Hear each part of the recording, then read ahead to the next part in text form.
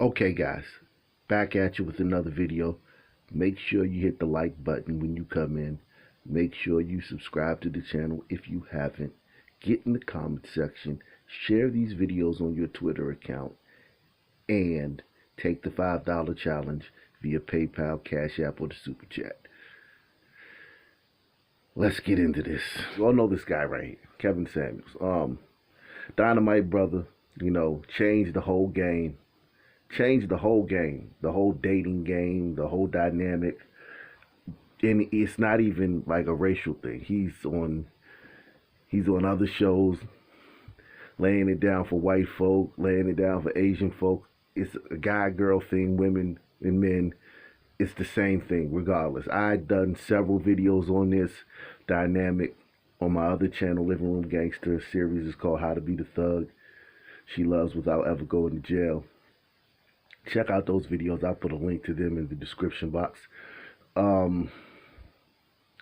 However, this brother talks a lot about high-value men. High-value men. And all of a sudden, everybody's a high-value man. Everybody's a high-value man. And I get it because, it makes you feel good. Unfortunately, everybody's not a high-value man. You know what I'm saying? Some of us are high-value men. I may not be a high-value man. Hey, I think I'm a high-value man. But, if you look at the prerequisites that Kevin Samuels has, many of us fall short of those. But I still think that there's some high-value men that fall outside of his prerequisites, and they're dying every day in Blackistan from murder. They're being killed. And it's time that, we talked about it. Since we're talking about high-value men, let's talk about how many high-value men are being killed every day in Blackistan over foolishness. We are getting our first look at a shooting suspect still on the run at this hour. Police say the shooting happened at Best Deal Auto Repair on Elmore Road in Northeast Memphis. This new information is topping the news tonight at 10. Thank you for joining us. I'm Janine Lewis. Our Queetra Wilborn has been speaking with people who knew this victim. She's live tonight from where the shooting happened. And Queetra, it seems like a lot of people are really upset by this news today.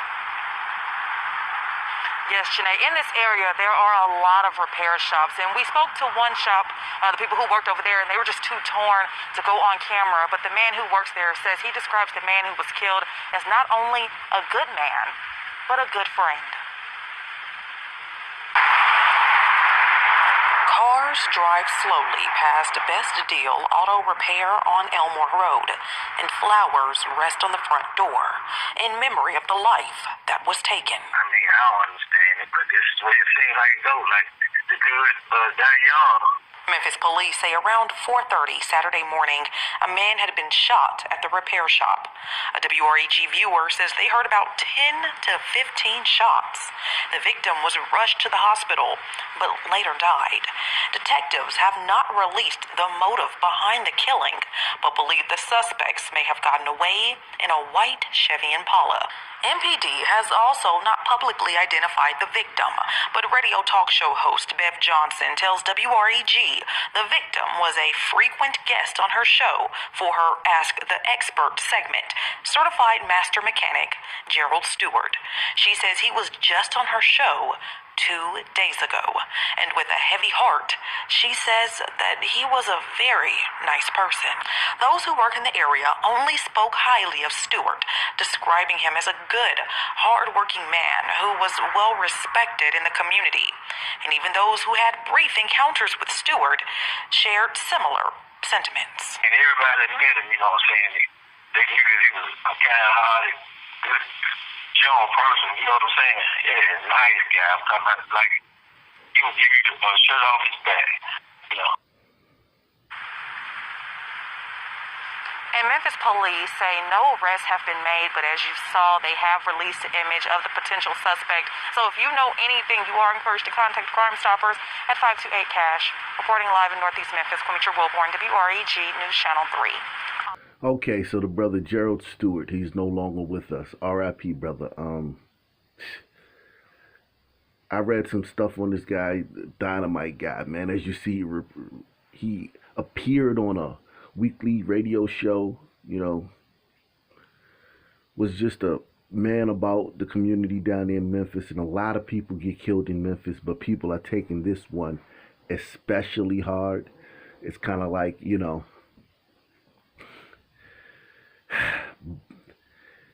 I don't know what to say, man.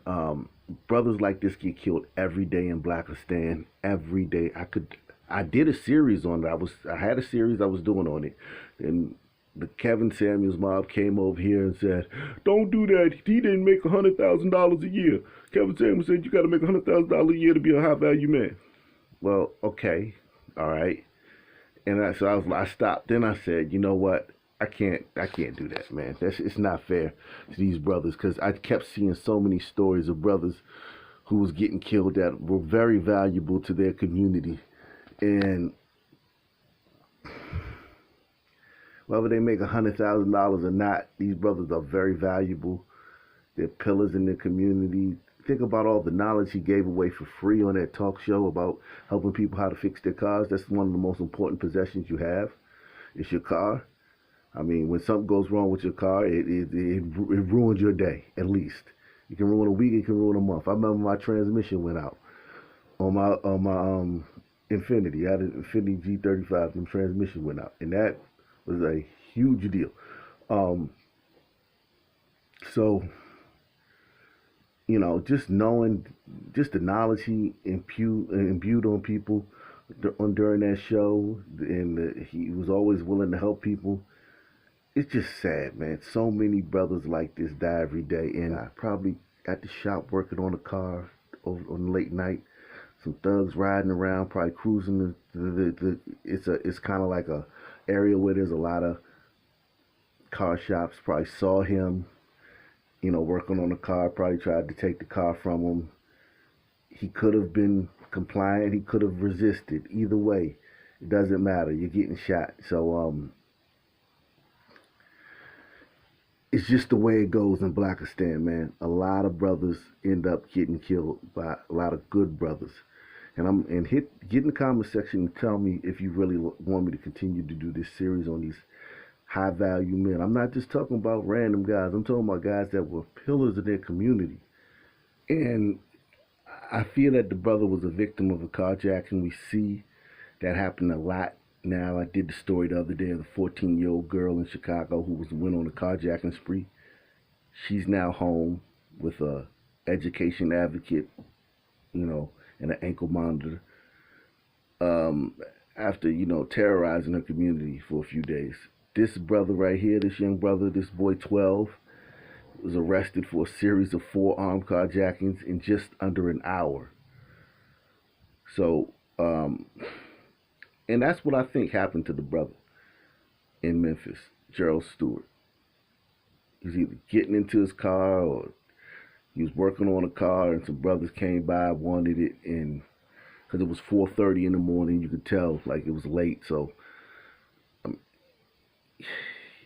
he was down there at the auto shop, so it had something to do with a car. So this is DC and Memphis. Those are 2 of the 17,985 police departments in this country. And we're just talking about a sprinkling of what goes on. I live in D.C. and I've told you, like, they got this new thing they're doing in D.C. where they run into the back of your car and then rear end you, and then when you get out of the car to see what happened, then some thugs rob you for your car. So I've been, very wary of that when I'm riding around. If somebody rear ends me, I might not even stop. It's just crazy like that. Boy 12 arrested for a series of 4 armed carjackings in just under an hour in Washington, D.C. So this 12-year-old boy was arrested with a series of 4 armed carjackings that all took place in under an hour. The incidents began approximately at 6:29 p.m. on Thursday, March 4th, when 2 suspects reportedly approached a person who was seated in their vehicle, brandished a handgun at them, and demanded they exit the vehicle. The victim did not comply and fled the scene. The suspect struck again 46 minutes later at approximately 7:15 p.m., just a few blocks away from their initial carjacking attempt, when they again approached the individual sitting in the car, showed them their firearm, and demanded they get out of their vehicle. This person did not comply with the suspect's orders and fled the scene. Just 5 minutes later, at approximately 7:20, the suspects made a third approach to a victim, showed them the firearm, and subsequently demanded the keys to the victim's vehicle before the suspects ended up fleeing on the scene on foot. At approximately 7:24, the suspects approached the last victim, who was seated in their vehicle on the 100 block of Everett Street Northeast. One of the suspects brandished a handgun and demanded the victim exit the vehicle. The victim complied, and the suspects fled the scene in the victim's vehicle. One of the suspects was apprehended a short time later. The victim's vehicle was recovered. According to MPD, a 12-year-old juvenile male from Southeast was arrested that same evening and charged with the armed carjacking offenses. An additional suspect who was with the 12-year-old suspect was captured on surveillance footage but has not been apprehended. Well, this is what's going on. This is what's happening in your community. So, as you can see, look, 3 people refused to give up their vehicles, and those 3 people are lucky to be alive. They could have been like our friend Gerald Stewart in Memphis. It's that serious out here in these streets. On to the gun memorial. And oh my God, it's just a bloodbath. You would think that this was called the Black Gun Memorial. You wouldn't even think this was just the gun memorial for everybody in the United States, regardless of race, regardless of nationality, ethnicity. You would think that this was literally the Black Gun Memorial when you go through this thing.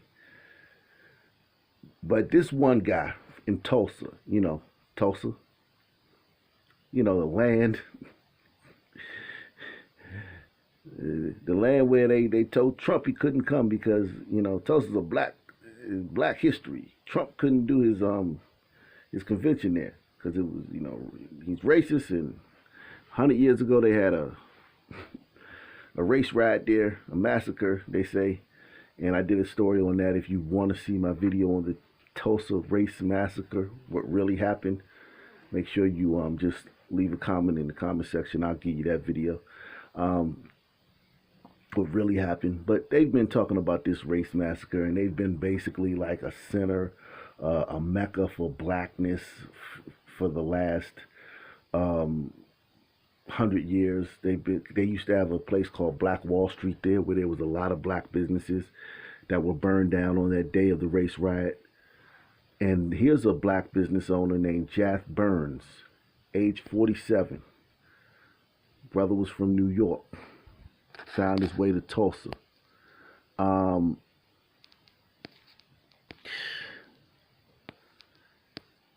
Had a club down there. Dynamite guy. And his nickname was New York. He had 6 children. He was known as a peacemaker. He believed in fighting with his fist, not with guns.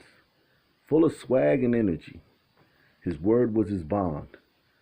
Always had you laughing, smiling, and helping you realize how important you are. Was a business owner. Worked at the Uptown Lounge. Tons of people are sending out. You rarely see this on one of these posts on the gun memorial. So many people just touched by this brother's death. So, an arrest warrant has been issued for a murder charge for a suspect in the fatal shooting of our brother Jath, the owner of the nightclub. So, not only did he own the nightclub, but he worked there.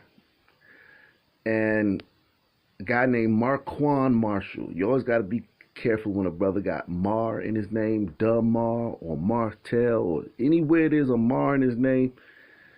That's a brother you need to watch out for. This brother got 2 Mars in his name. Marquand Marshall, 25, was charged Monday with first-degree murder in the death of Jath Burns and with possession of a firearm after a felony conviction. So this brother's already been in trouble with the law. He's already had a felony conviction. He's out on the streets. Police responded to reports of a shooting at the Uptown Club.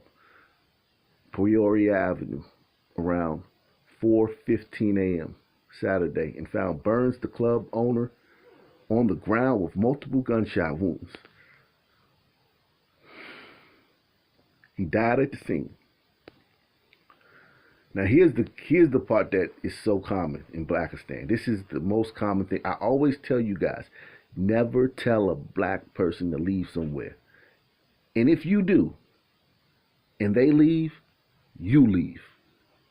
Again, if you ever in a situation where you have to tell a black person to leave somewhere, and it's not your house, it's just somewhere, don't. But if you do, like this brother, it's his club, he owns the club. He told the brother to leave. He should have left then, but he couldn't leave because it's his club. So it's just this brother couldn't have followed my rule, but most of you out there, I call it the Nipsey Hussle rule. Do not tell a brother to leave and then stand there, because that brother's coming back. You can tell white people to leave. You can tell Asian people to leave. You can tell Arab people to leave. But do not tell a black person. Don't do it. Witnesses said there had been a fight between two women inside, and that Burns closed the club and ushered everyone outside. Marshall and Burns were seen arguing. And Marshall pulled out a gun and shot him right there on the spot. So it's like, this guy's already a felon. He's carrying a gun. He's not supposed to be carrying a gun. The police, he's going to get in trouble if the police even find out he has the gun. You know, he shouldn't even have the gun. But he has it on him. You'd think he'd be discreet about his possession of the firearm. No. He gets in an argument with the club owner, pulls the gun out in front of everybody, and blows his brains out right there on the spot. And now he's probably going to talking about somebody snitched on him. He's probably in jail talking about somebody snitched on him. Or he's not in jail, but he's probably on the run talking about somebody snitching on him. Marshall then left in a silver Jeep. 4 more people who were also in the Jeep were found by investigators. Marshall was previously convicted of 2 firearm charges in 2015 and 2017. So he took 4 years off. So 2015, he was 20. So he's been a good boy. Well, let me just say, he hasn't been caught, because that's the thing that a lot of people don't understand. He hasn't been caught for a crime since 2017. In those cases, it was firearm charges as well as endangering others while attempting to elude police. They're searching for him. He's described as and we didn't need any description, but he's described as a 5'11", 145 black male with black hair and brown eyes. Little teeny little guy. The black place in Black Wall Street, and they burnt it down 100 years ago. It's a center of black pride. And then you go to the gun memorial, and goddamn, almost everybody, and this is Oklahoma, so this is not an all black place. This is Oklahoma. You go to the gun memorial, and goddamn, everybody on the fucking gun memorial is black person, man. Considering the population too, it's just crazy how many black people are on this gun memorial.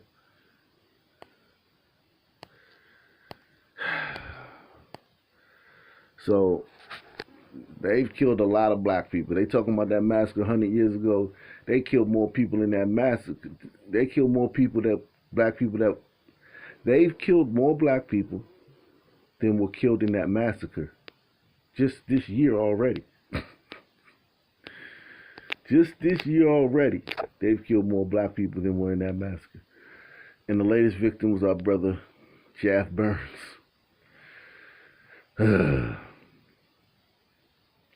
Get in the comment section, man. Like, subscribe, donate. Peace. I'm out.